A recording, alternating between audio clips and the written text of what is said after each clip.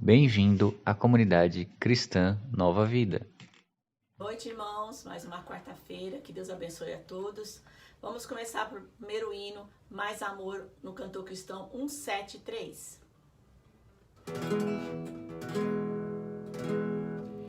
Ó meu Deus, te peço, dá-me mais amor, pois no teu serviço quero ter fervor.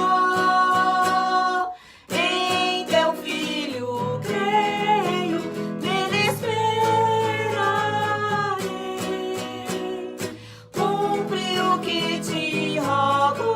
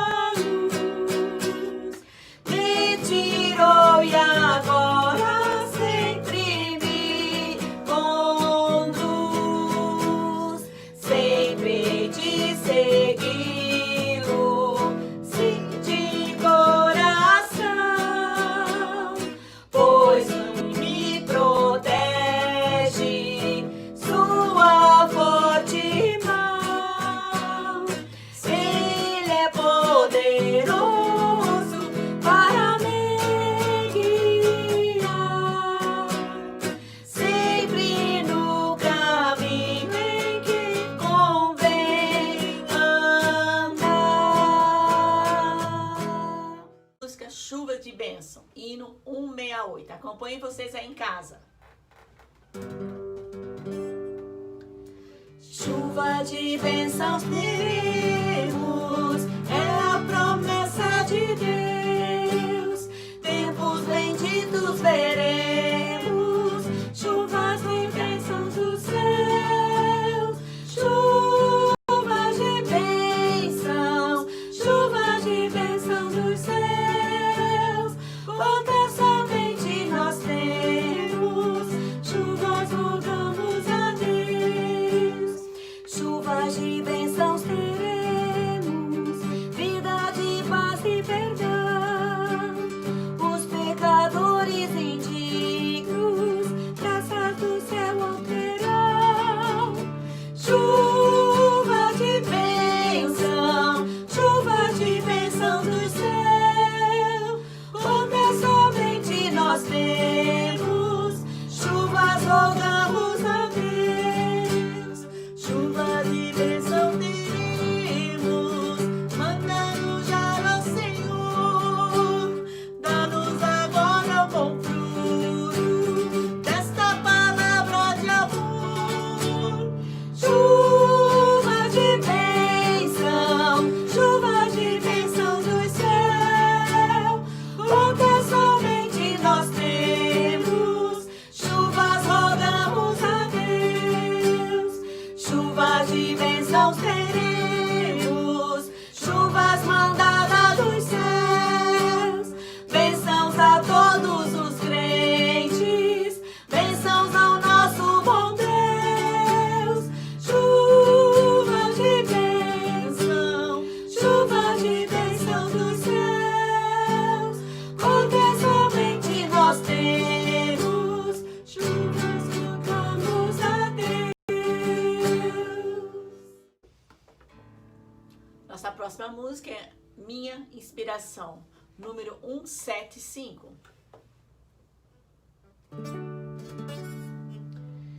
Cristo, bom mestre, eis meu querer, tua vontade sempre fazer.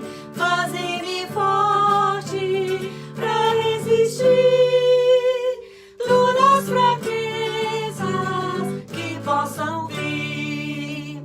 Cristo, bom mestre, eis meu querer,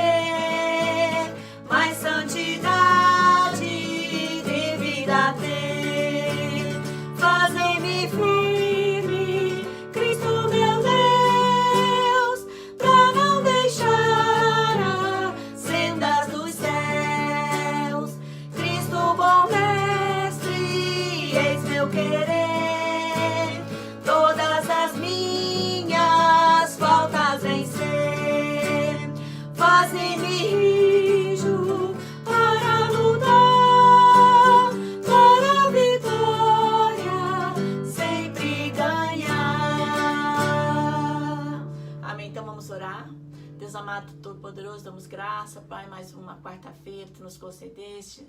Abençoe aquelas pessoas, cada irmão, amigo que esteja ouvindo, Senhor, que a Tua palavra seja edificante na vida de cada uma deles, Senhor, que as músicas também possam edificar as suas vidas, Pai. Em nome de Jesus oramos e agradecemos. Amém. Amém. Boa noite. Boa noite. Olá, meus queridos irmãos e amigos. Quero cumprimentá-los com o texto de 2 de Pedro, capítulo 1, versículo 2. Graça e paz vos sejam multiplicadas mediante o conhecimento de Deus e de Cristo Jesus. Pois bem, eu quero compartilhar com os irmãos 3 passos para a santificação. Porque, meus irmãos, em meio a um mundo tão corrupto e corruptor, e em que o evangelho é anunciado de uma maneira tão barata, tão aleijada, sem compromisso, onde os pregadores mais procuram agradar os ouvintes do que confrontá-los com os seus pecados. É um evangelho em que tem valorizado mais o homem do que o próprio Senhor. Nós precisamos levantar a nossa voz em alto e bom tom para apresentar e pregar, proclamar o evangelho verdadeiro que abomina o pecado, que conduz a uma vida de santidade, uma vida pura, uma vida de comunhão com o Senhor. Há hoje igrejas pregando vários tipos de evangelhos que não é o evangelho de Jesus. E igrejas para todo tipo de gosto e freguês. Então a gente vê até igrejas com os nomes mais estranhos e absurdos possíveis. Tem a igreja de Jesus Cristo que foi ali e volta já. Então Jesus não está lá. Se ele foi ali e volta já, não está nessa igreja. Tem a igreja evangélica Abre-te Sésamo. Meu Deus. Tem a igreja da água abençoada. Tem a igreja pentecostal Decanta Labaci, Churia Salamanai. E tem a igreja também do pastor Sassá. Outra igreja evangélica também chamada Abominação à Vida Torta. A igreja também da cruz erguida para o bem das almas. Tem a igreja pentecostal, Jesus vem, você fica. Então não vá para essa igreja não. Se você for para lá, vai ficar, porque Jesus vem, você fica. É o nome da igreja. Tem a igreja do coração reciclado. Recentemente apareceu a igreja Coice do Capeta, meu Jesus. A igreja também, tem uma igreja com um nome tão extenso, que é o Ministério da Advertência de Jesus na Terra da Igreja do Cavalo Branco do Apocalipse com o missionário JFP, o Supremo Rei a serviço do Rei Jesus. É o nome de uma igreja. Todo esse nome aí gigantesco é o nome de uma igreja, que não é tão grande. Mas a maioria, irmãos, dessas igrejas tem anunciado, não apenas essas, outras igrejas com nomes que até parecem muito sérios, tem anunciado um evangelho triunfalista que não exige o verdadeiro arrependimento e o abandono do pecado. Até mesmo em nossas igrejas, pastores foram influenciados, estão viciados por essa teologia barata, aleijada, doentia, que tem se infiltrado em nossas igrejas. Tomemos muito cuidado. E mesmo, meus irmãos, nas igrejas onde o pastor se preocupa com o ensino correto das Escrituras, com uma vida santa por parte de suas ovelhas, ou das ovelhas de Jesus, aos cuidados desse pastor humano, os crentes preferem continuar com uma vida de desobediência, com intrigas, maledicência, com muitas fofocas e sempre lutando contra o pastor, impedindo que ele, como escolhido de Deus para aquela igreja, como anjo do Senhor, para equipar e dar direção à igreja e impedindo até de desenvolver o plano que Deus tem agido através dele, tem traçado com ele para alcançar o fim da santificação de uma vida pura, de comunhão íntima com o Senhor e de obediência a ele. Em outras igrejas, eu creio que você deve ser testemunha disso, se você já tem algum tempo no Evangelho. Aqui e acolá aparecem alguns crentes muito folgados mesmos, que se acham, e acham que podem mandar na igreja de Jesus, e que sabem mais do que o pastor sobre as reais necessidades espirituais da igreja.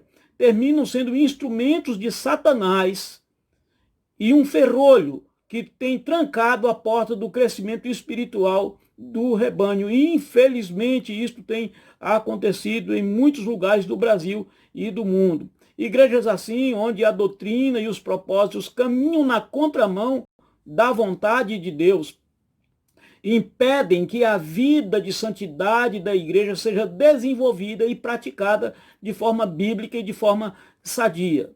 Mas qual é o caminho que devemos seguir para conseguirmos uma vida santa em meio a tudo isso, em meio a um mundo tão tenebroso, e igrejas que ficaram fascinadas pela vida mundana e têm trazido o mundo para dentro da igreja? Qual é o caminho que nós devemos seguir? Qual a receita para respondermos satisfatoriamente aos desafios de Deus para um andar segundo o seu querer? Eu quero, então, apresentar, como disse logo de início, 3 passos. O primeiro dele é a Bíblia Sagrada. A Bíblia é a nossa autoridade absoluta e suprema, infalível. Ela contém toda a vontade de Deus para a minha e para a sua vida. E vamos a alguns textos. Em João 15:3, Jesus disse aos discípulos: vós já estáis limpos pela palavra que vos tenho falado. A palavra purifica. A Bíblia Sagrada é um instrumento de Deus para santificar a nossa vida. Jesus mesmo orou na sua oração sacerdotal, que está registrada em João capítulo 17, versículo 17, santifica-os na verdade, a tua palavra é a verdade. O escritor aos Hebreus, ele nos dá conta que a palavra de Deus é viva e eficaz, mais cortante do que qualquer espada de 2 gumes, e penetra até a divisão da alma e do espírito, e de juntas e medulas, e é apta para discernir os pensamentos e intenções do coração. A Bíblia é, de fato, a nossa autoridade absoluta e infalível. Alguns duvidam da autoridade da Bíblia Sagrada.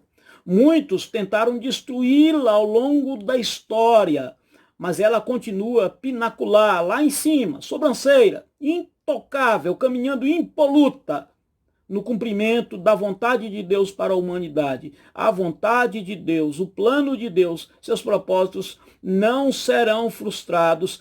Ele há de cumprir todos os seus desígnios e todo o seu querer. Mas vamos a algumas provas da infalibilidade da palavra de Deus, a Bíblia Sagrada. Há um texto interessante lá em Isaías, capítulo 40, versículo 22, onde diz que ele é o que está assentado sobre o círculo da terra. Isaías, sabe quando ele fez essa afirmação? 700 anos, cerca de 700 anos antes de Cristo. A ciência só descobriu esse fato em 1519, né? 2.200 anos depois. Como Isaías sabia disso 2.200 anos antes da ciência? Porque a Bíblia é a palavra de Deus. Em Jó, capítulo 26, versículo 7, há outra afirmação muito interessante. Ele diz que ele suspende a terra sobre o nada. Sabe quando o livro de Jó foi escrito? Ele é o mais antigo livro da Bíblia Sagrada, tendo sido escrito por volta de 2.000 anos antes de Cristo. Mesmo quando Isaac Newton explicou como a gravidade do Sol era equilibrada pela força centrífuga da rotação da Terra, isto em 1687, ele nada acrescentou a esta afirmação científica que Jó proferiu. Como Jó sabia disso 3.600 anos antes da ciência? Irmãos, é porque a Bíblia é a palavra de Deus, ela não falha, ela acerta em tudo. Em Gênesis, no capítulo 2, versículo 7, diz que Deus formou o homem do pó da terra e soprou em suas narinas o fôlego da vida, e o homem foi feito alma vivente. Será que devemos levar o livro de Gênesis a sério? Não é um livro mitológico cheio de lendas e de contos? Será que a gente deve realmente levar o livro de Gênesis? Muitos têm dito que, como ele é um livro numa linguagem poética, não devemos levar ele tão a sério e não interpretá-lo literalmente. Desde o final do século XVIII, cientistas vêm desenvolvendo técnicas para analisar os minerais. Preste bem atenção, comparação entre as análises químicas da composição do nosso corpo, do corpo humano e do pó da terra, mostram os seguintes elementos em comum: cálcio, ferro, magnésio, oxigênio, carbono, nitrogênio, fósforo, sódio, potássio, cloro, hidrogênio, enxofre, tudo isso. E ainda mais. Em 1982, em novembro desse ano, a revista Seleções, que é uma revista conhecida, incluiu um artigo intitulado Como a Vida Começou na Terra, ou Como a Vida na Terra Começou. Ali nessa revista, eles dizem que os cientistas da NASA declararam que os ingredientes necessários para formar o corpo humano estão no barro, mais especificamente na argila. O artigo disse ainda: o cenário descrito na Bíblia, dizem eles, o cenário descrito pela Bíblia quanto à criação do mundo não passou muito distante do alvo. Página 116. Mas eu quero acrescentar uma coisa aqui. Não, a Bíblia não passou muito distante do alvo. Ela acertou em cheio, exatamente o alvo. Como Moisés sabia disso 3.000 anos antes da criação ou antes da ciência saber? Como é que Moisés sabia isso antes da ciência? Outra afirmação muito interessante está em Eclesiastes capítulo 1:6, onde se diz que o vento vai para o sul, faz o seu giro para o norte. Continuamente vai girando o vento e volta fazendo os seus circuitos. O vento apresenta alguns fenômenos, dentre os quais circular entre o Equador e os dois polos descobertos lá por Hartley, no século XVII. Girar evidenciando assim a força Coriolis, descoberta lá no século XIX, e apresentar circuitos específicos, descoberto apenas recentemente. Como é que Salomão sabia disso 1000 anos antes de Cristo? Quem contou isso para ele? Irmãos, é porque a Bíblia é a palavra de Deus. O que ela fala é verdade, ela não falha, é a infalível palavra de Deus. Uma coisa muito interessante também é que Voltaire, alguns chamam de Voltaire, é um grande filósofo francês do século XVII, ele disse assim: em 100 anos a Bíblia terá desaparecido da face da terra. 100 anos depois, sabe o que aconteceu? A casa onde esse filósofo fez essa afirmação transformou-se num depósito de Bíblias da Sociedade Bíblica Francesa. Só para a gente saber como é que Deus trabalha. Isto porque a Bíblia é a palavra de Deus, autoridade absoluta e infalível. Muitos crentes têm corrido atrás de outras coisas, não da Bíblia Sagrada, é de horóscopos, de profetas e profetisas, em detrimento da palavra de Deus. O pior é que vivem num sonho virtual, numa espiritualidade meio que esotérica, mas nunca conseguem uma vida abundante, ou aquela vida que Jesus prometeu àqueles que lhe obedecessem. Portanto, vamos valorizar a Bíblia Sagrada. Quando a lemos, estamos permitindo que Deus fale conosco. Quando oramos, estamos falando com Ele. Quando lemos a sua palavra, Ele está falando comigo e com você. Leia, estude, alimente-se da palavra de Deus todos os dias. E o segundo passo para a santificação, que eu alistei aqui, claro que você pode dizer, não, eu tenho outros aqui, mas eu quero pensar nesses três. O segundo é a oração. A oração é o outro ingrediente para a santificação. Ela é tão essencial para o crente quanto o oxigênio é para os seres vivos. Quero apresentar aqui apenas alguns exemplos de como a oração funciona, sendo ela indispensável, absolutamente indispensável, para que se consiga uma vida pura, uma vida de santidade, uma vida de comunhão com o Senhor. Alguém disse que nunca o homem é tão grande do que quando ele está de joelhos. Em seu livro, A Igreja é Maior do que Você Pensa, Patrick Johnstone, ele mostra como o poder da oração tem derrubado as barreiras ao avanço do evangelho em todo o mundo, é claro. O colapso do comunismo na Europa e na União Soviética, né, foi uma resposta de Deus às nossas orações, às orações do seu povo durante 7 anos que foram mobilizados pelo irmão André, da Missão Portas Abertas. Em 7 anos de oração pela queda do comunismo, nós assistimos, irmãos, nós assistimos à ruína da União Soviética, à queda do Muro de Berlim, né, como resposta de Deus às orações do seu povo. Precisamos orar, Deus responde às nossas orações. Mas é claro que temos que entender que temos que orar segundo a vontade de Deus e entender também que não também é resposta de oração. Deus fala não, e quantas vezes e como fala. Deus também fala não.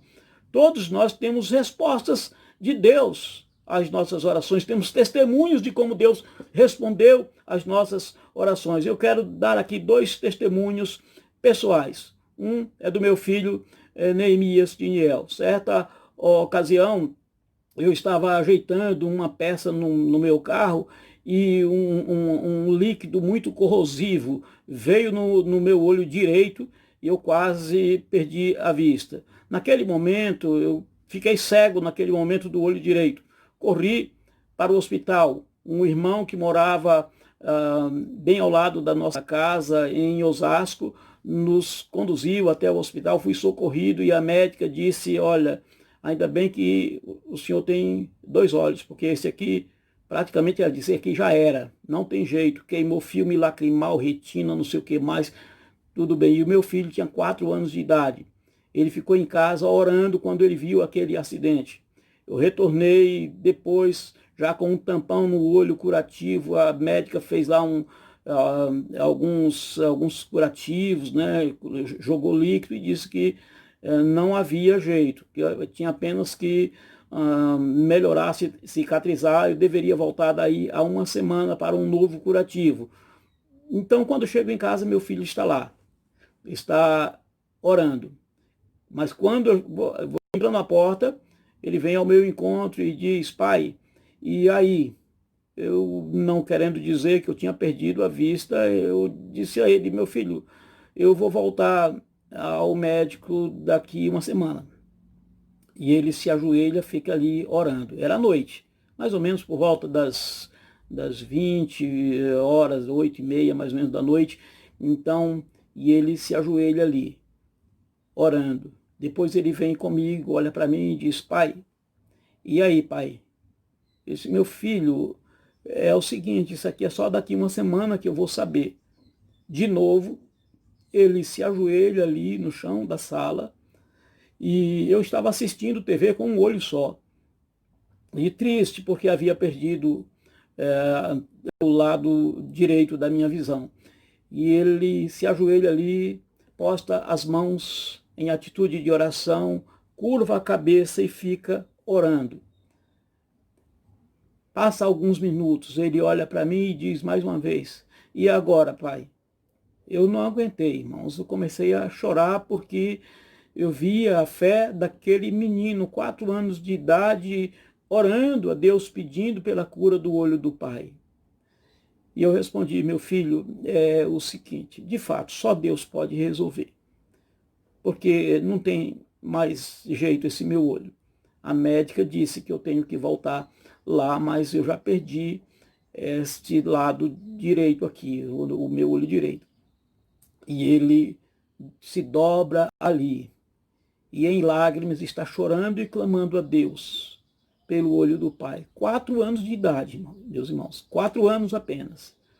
De repente eu senti que alguma coisa estava machucando o meu olho. Então eu coloquei o meu dedo pelo vão do curativo e vi que havia uma casca e tirei aquela casca. Não é uma história inventada, é uma história vivida que pouco tenho falado.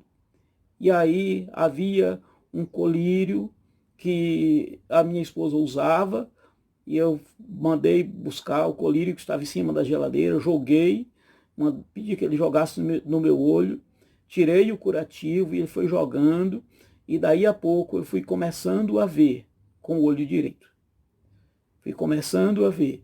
E a coisa foi clareando, clareando, clareando, até que consegui ver perfeitamente. Eu tenho assim algumas testemunhas desse milagre que aconteceu na minha vida, que pertencem à Igreja Batista em Cidade Munhoz Júnior.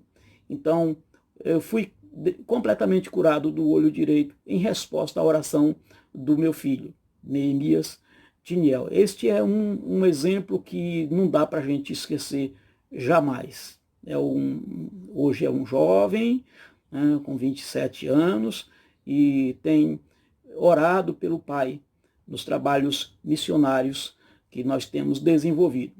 E um outro testemunho tem a ver com um dos missionários de ponta da Junta de Missões Mundiais, pastor Miguel Zuger. Hoje ele já não está mais na nossa Junta de Missões Mundiais. Miguel Zuger é um ex-guerrilheiro, ex-terrorista.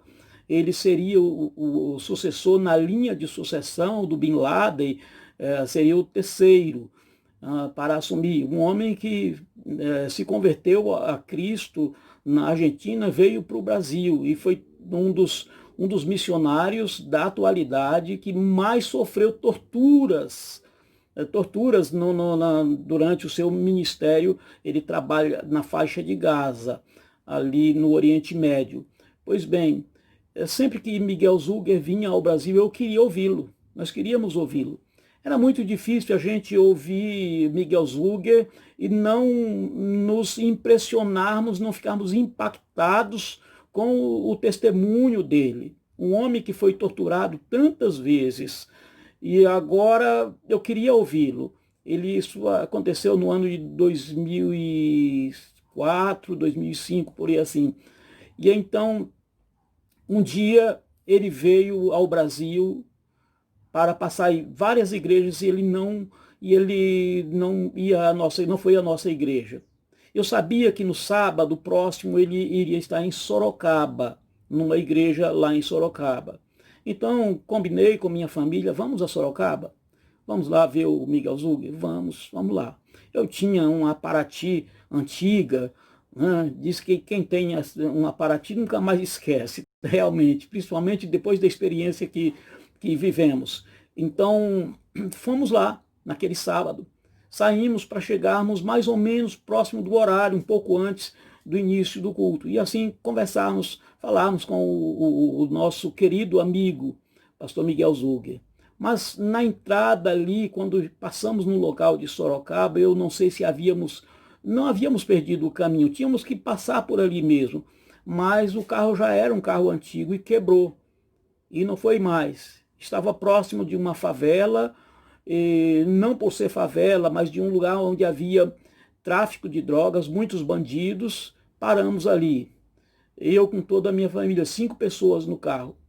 E então, e agora o que vamos fazer? Como diz e agora quem poderá nos defender do Chapolin Colorado? Quem poderá nos defender? E então começamos a andar, eu saí do carro, fui para um lado, para outro, havia uma calçada longa, com um muro longo ali, fui até o final, só vi uma favela lá. Voltei, não via nada. Meu Deus, aqui com o carro quebrado não funciona de jeito nenhum. Passamos a orar. Eu lembro muito bem da oração da Albertina, que era minha esposa. Ela dizia assim: Senhor, neste momento em que a nossa família está aqui, precisamos da proteção, dos cuidados do Senhor. A gente lê de tantas maravilhas que o Senhor fez ao seu povo no passado, faz com a gente também. Manda um anjo, Senhor, manda um anjo para nos ajudar aqui, para consertar este carro, para a gente sair daqui, porque não podemos morrer na mão do assassino, do inimigo, do homem violento. Então, de repente, mais uma vez eu saí dali, fui até o final daquela calçada, e quando eu vinha voltando ao longe, eu vi que vinha alguém bem distante, do outro lado da calçada, na outra ponta. E vinha, aí disse, eu vou encontrar com aquele homem, quem sabe aquele homem ali, ele conhece alguém aqui que venha nos ajudar. E aquele homem, quando mais nos aproximávamos, mais eu fui identificando. Não era outra pessoa senão Miguel Zuger. E ele, naquela meio português mal falado deles, pastor Adiel, eu disse, Miguel Zuger, pastor Miguel Zuger, meu irmão, estávamos aqui orando para Deus mandar um anjo, e o anjo é o irmão, porque o nosso carro está quebrado. Eles, poxa, pastor, puxa vida, vamos ver, porque é uma irmã que vem me buscar, mas ela já vem com o carro cheio. Vamos aguardar aqui e ver alguma solução nós vamos dar. Tá bom, mas eu já estava muito feliz dele haver chegado ali. E esperamos ali mais ou menos uns 10 a 12 minutos, chega uma van. E a irmã que vinha dirigindo a van, ela disse, pastor Miguel Zuger, pode entrar, o meu carro quebrou e eu vim no carro da escolar, que eles trabalhavam com carro escolar. Nós vimos com carro escolar. Ele disse, é de Deus, entra. Aí ele explicou a situação e fomos para a igreja, deixamos o carro, trancamos o carro ali naquele local, fomos lá para a igreja. Ouvimos o testemunho do pastor Miguel Zuger, contamos a experiência. E ao final do culto, um irmão, membro da igreja, disse, vamos lá, vamos ver o que o seu carro tem. E depois a gente, se não consertar, vocês dormem por aqui, porque nós queríamos retornar naquela mesma noite. Vocês podem dormir por aqui e amanhã a gente dá um jeito de consertar. Quando ele chegou lá, ele tinha um Gol, que é o mesmo sistema da Paraty. E quando chegamos lá, ele olhou, era uma tampa lá chamada tampa do distribuidor. Os irmãos que têm carro, sabe? Então, estava rachada. Eis, ainda bem que eu tenho uma novinha aqui, que eu comprei, eu tenho uma reserva, tenho uma novinha aqui no meu carro. Trocou. Ainda abasteceu o nosso carro, foi até o posto de gasolina com a gente, abasteceu o nosso carro e voltamos assim. Resposta de oração. Há muitas outras. Eu tenho algumas do trabalho missionário, das nossas experiências missionárias, de como Deus tem nos atendido no campo missionário. Orar move realmente a mão de Deus a nosso favor. Portanto, ore. Então, esses dois testemunhos pessoais, eu creio que você deve ter vários outros testemunhos que podem compartilhar um com o outro, numa ligação, num momento. É importante a gente testemunhar o que Deus tem feito conosco, o que Deus tem feito por nós. As igrejas neopentecostais crescem com o marketing do testemunho. Nós precisamos também testemunhar o que Deus faz com a gente, por nós, para nós. Mas vamos à palavra, né? Vamos à palavra de Deus, vamos à Bíblia Sagrada. Eu quero chamar a sua atenção para os capítulos do Apocalipse, capítulos 5 a 8.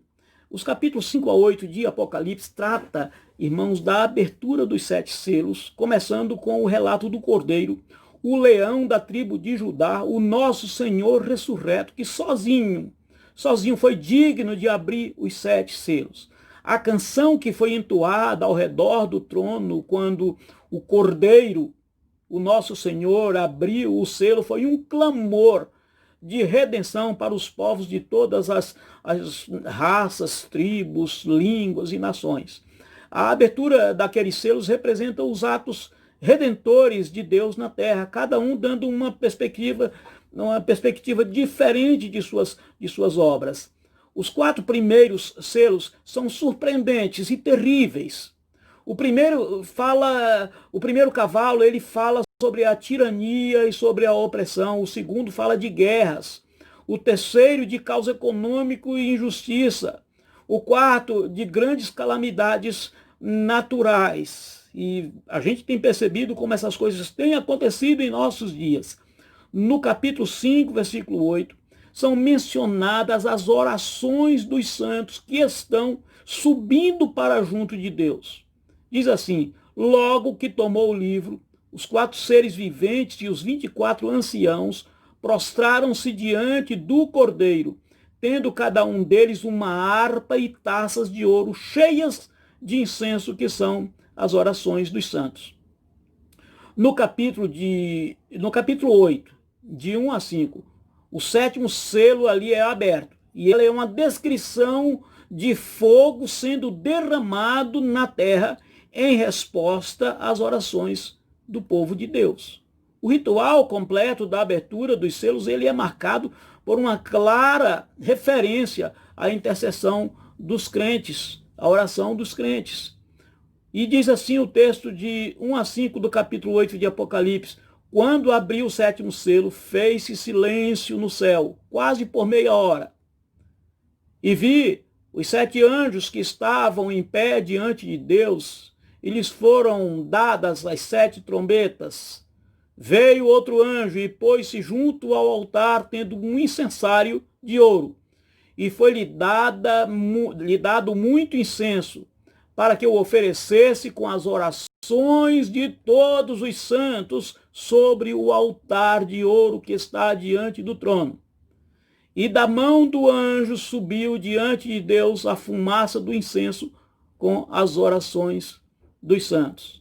Depois, o anjo tomou o incensário, encheu-o do fogo do altar e o lançou sobre a terra, e houve trovões, vozes, relâmpagos, terremoto. Irmãos, as intervenções redentoras de Deus, como a gente vê aqui, neste capítulo 8 de Apocalipse, de 1 a 5, essas intervenções redentoras de Deus, mesmo através de calamidades terríveis, como acabamos de ler, não são somente atos soberanos do nosso Deus Todo-Poderoso, do nosso Deus Onipotente, mas também são resposta às orações do povo de Deus. Que privilégio, meus irmãos, participarmos do juízo de Deus sobre os homens ímpios. Que santo privilégio é esse que nós participamos através das nossas orações. Ah, mas é uma pena. É uma pena que nós oramos tão pouco e de uma maneira tão fraca quando o fazemos. É lamentável. Precisamos valorizar a oração, precisamos orar. Deus quer abençoar o seu povo.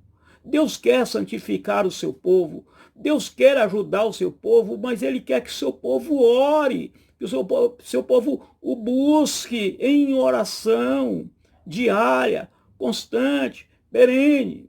Comece orando, confessando os seus pecados e abandonando os pecados.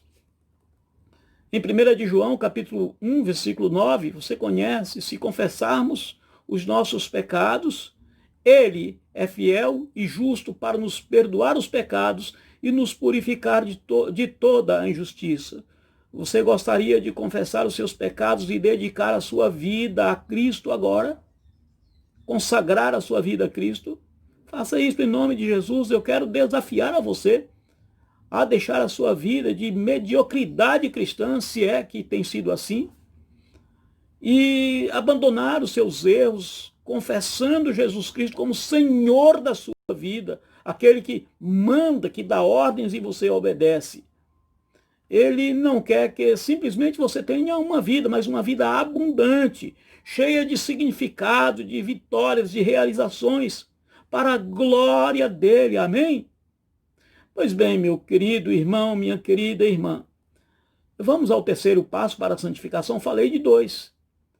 Você poderia dizer: não, pastor, mas é isso mesmo, só são 2 mesmo, a Bíblia e a oração. E a obediência, onde fica? Né? E o testemunho cristão?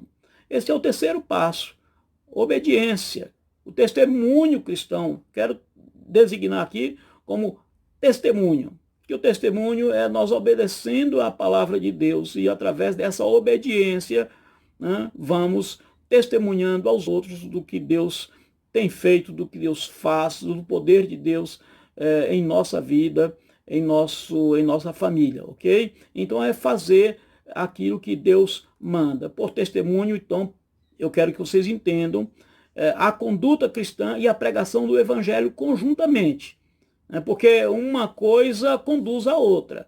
Aquele que vive a palavra de Deus há de pregar a palavra de Deus. Ele não fica parado, trancafiado em si mesmo. Uma vida cristã saudável é uma vida que testemunha do amor e da graça de Deus.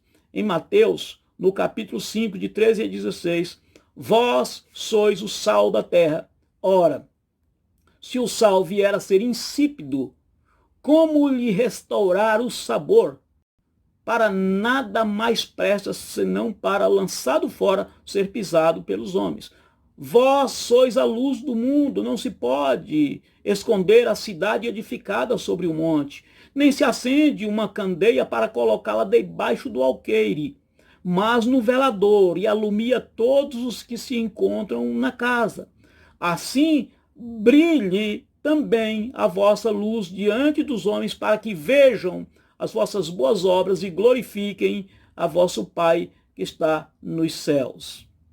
O texto de Apocalipse, no capítulo 12, é mais um texto de Apocalipse que eu quero usar aqui. No capítulo 12, ele trata da batalha entre a mulher, Israel, e o dragão, que é o diabo. O dragão persegue a mulher tentando arrebatar-lhe aí o filho, que é Jesus. E esta foge para o deserto. A partir do versículo 7 é narrada a derrota do diabo e seus anjos. Então vamos atentar para isso, que é muito importante nesse momento agora, quando estamos tratando em relação ao testemunho cristão, e o texto ali está falando de testemunho, como nós obtemos a vitória pelo testemunho. Então ali, a partir desse verso 7, é narrada a derrota do diabo e dos anjos dele. No verso 10 se diz assim: agora sim é chegada a salvação e o poder e o reino do nosso Deus. Numa alegre proclamação de vitória depois de tão ferrenha e tamanha batalha. Notem aqui o valor do testemunho cristão, do testemunho dos crentes para a vitória sobre o diabo e seus anjos. Nos versos 10 e 11, a partir da última parte do verso 10 e o versículo 11, onde se diz assim: porque já foi lançado o acusador de nossos irmãos, o qual diante do nosso Deus os acusava dia e noite. E eles o venceram pelo sangue do Cordeiro e pela palavra do seu testemunho, e não amaram as suas vidas até a morte.